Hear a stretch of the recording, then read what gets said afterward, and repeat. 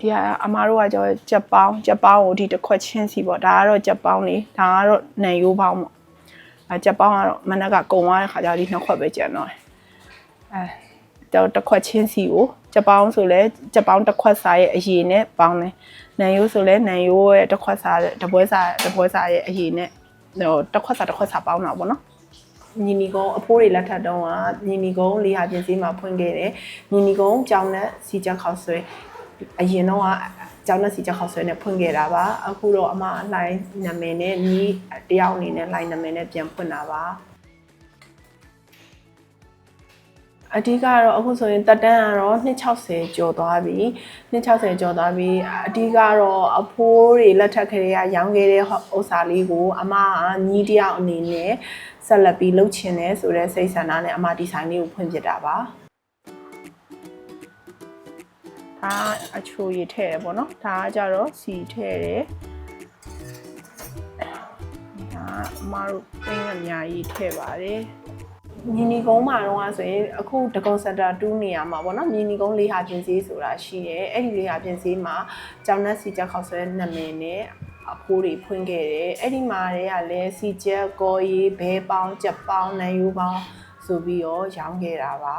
စီချက်တို့ကော်ရီတို့ဖတ်ထုတ်တို့ကတော့အကုန်လုံးအဖိုးတွေလက်ထပ်ခဲကလောက်ထားတဲ့အချိုးအတိုင်းပဲအမလောက်တာပါအမအနေနဲ့မီနူးတွေထပ်ထည့်တာဆိုရင်အုံနှုတ်ခေါက်ဆွဲတို့အခုခေတ်ကလေးတွေအကြိုင်မာလာဖတ်ထုတ်တို့မာလာခေါက်ဆွဲစီချက်တို့မာလာကြာစံစီချက်တို့ဆိုပြီးတော့အမထပ်တိုးထားတာရှိပါတယ်အခုဆိုရင်ဝက်ကောင်းတုပ်တို့ဘာလို့လဲအမထည့်ထားပါတယ်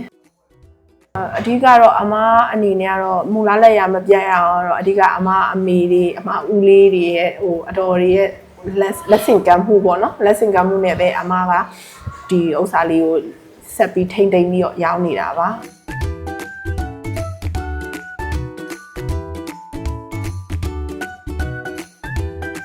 အဓိကတော့အမတို့ကကိုတိုင်းနဲ့ခောက်ဆွဲရကြိုက်တယ်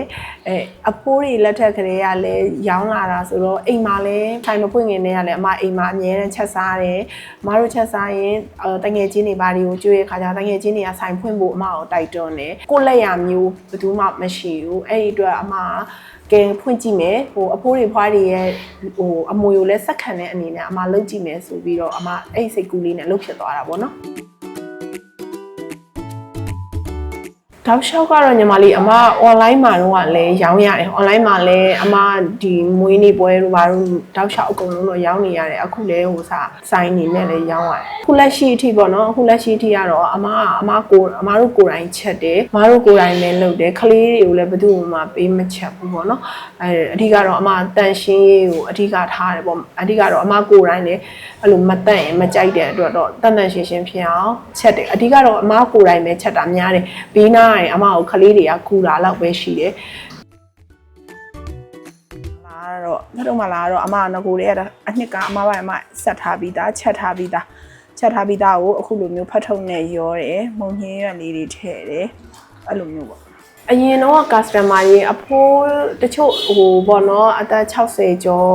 ဝင်းကျင်လာတဲ့ဦးလေးတွေအန်ကယ်တွေလည်းအတော်တွေလည်းရှိပါတယ်အကုန်လုံးကလည်းစကောက်နေအရင်လက်ရအတိုင်းပဲအခုဆိုရင်ဒီဘက်မှာတောင်းကလာဘက်မှာဆိုရင်ဒီလိုလက်ရမျိုးမရှိဘူးလို့ပြောသွားတဲ့လူတွေလည်းအမကြုံပါတယ်ကော်ဖီရှောက်ရွက်ဒါတနေ့စာဖြောထားတဲ့အချင်းပေါ့တနေ့စာဖြောထားတဲ့အချင်းမျိုးဒီလေးနဲ့ထည့်တယ်ပေါ့အဓိကတော့ customer တွေလိုအပ်ချက်တွေဖြစ်သွားမှာဆိုလို့တော့အမကိုယ်တိုင်လိုက်ကြည့်တယ်အမကိုယ်တိုင်တေချာ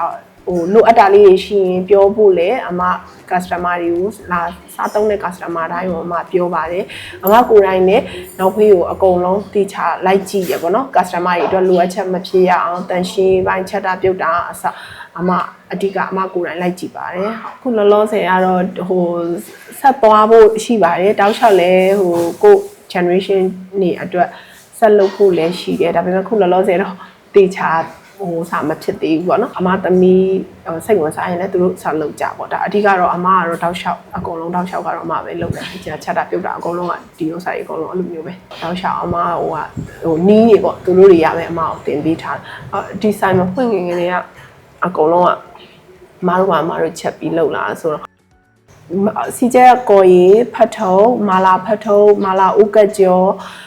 မာလာခောက်ဆွဲစီကျဲမာလာကြာစံစီကျဲဝကောင်းတော့ breakfast အနေနဲ့အုံတို့ခောက်ဆွဲနန်းကြီးတော့